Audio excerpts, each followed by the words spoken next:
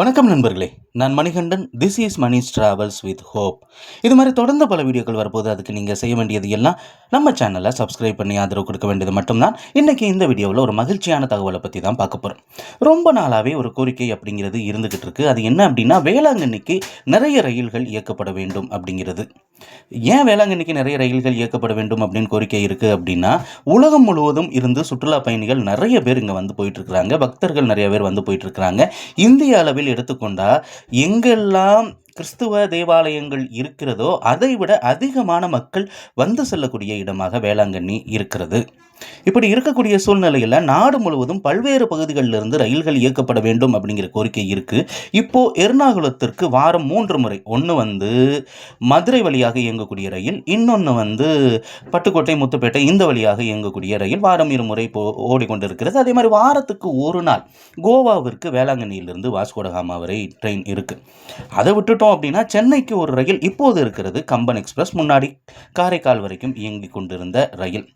இதுக்கு அடுத்து சொல்லிக்கிற அளவுக்கு ரயில் அப்படிங்கிறது இல்லை.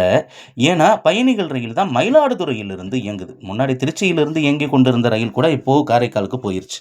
சரி, எதனால் அதிகப்படியான ரயில்கள் இயங்கலை வேளாங்கண்ணிக்கு அப்படின்னு பார்த்தோம் அப்படின்னா, ஒன்று பேரளம் காரைக்கால் வழிப்பாதை ஓப்பன் ஆகாத சூழ்நிலை. அது கூட ஒரு காரணமாக எடுத்துக்க முடியாது. ஏன்னா திருவாரூர் திரும்ப லோகோவை மாற்றிட்டு அதுக்கப்புறம் தான் போக வேண்டிய நிலை இருந்ததுனால ஒரு காரணமாக கூட வச்சுருந்துருக்கலாம். ஆனால் பிட் லைன் அப்படிங்கிற வசதி இல்லை அப்படிங்கிற காரணம் தான் மெயின். இப்போ வேளாங்கண்ணின்னு எடுத்துக்கிட்டால் 3 பிளாட்ஃபார்ம் மட்டும்தான் இருக்கும். அந்த பிளாட்ஃபார்மில் தான் மெயின்டைன் பண்ண முடியும், அதே பிளாட்ஃபார்மில் தான் நிறுத்தி வைக்க முடியும். ஆனால் பிட் லைன் அப்படின்னு ஒன்று வந்துருச்சு அப்படின்னா தனியாக அந்த ட்ரெயினை அங்கே கொண்டு போயிடலாம், பிளாட்ஃபார்ம் காலி ஆகிடும். அப்போது வேற ஒரு ரயில் அங்கே நிறுத்தி வைப்பதற்கான வாய்ப்பு அப்படிங்கிறது இருக்கிறது. இப்போ திருச்சி கோட்டத்துக்கு கீழே தான் இந்த வேளாங்கண்ணி வருது. ஆனால் திருச்சி கோட்டத்தில் 2 இடங்களில் மட்டும்தான் பிட்லைன் இருக்குது. ஒன்று விழுப்புரம், இன்னொன்று திருச்சி. இதை தவிர்த்து வேறு எந்த ஒரு நிலையத்திலையும் பிட்லைன் அப்படிங்கிறது இல்லாத ஒரு சூழ்நிலை இருந்தது.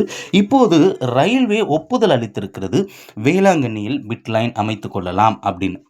உடனடியாக இந்த பிட்லைன் வந்துடும் அப்படின்லாம் சொல்லிட முடியாது. இதற்கு பல்வேறு பணிகள் இருக்கிறது. டெண்டர் விடணும், அதுக்கப்புறம் நிறைய ஒர்க்ஸ் இருக்குது, ஃபண்ட் அலோகேட் பண்ணணும். இது எல்லாம் முடிஞ்சதுக்கப்புறம் தான் பிட்லைன் வரும். அநேகமாக ஒரு 2 வருஷம் கிட்ட கூட ஆகும் அப்படின்னு எதிர்பார்க்கப்படுகிறது.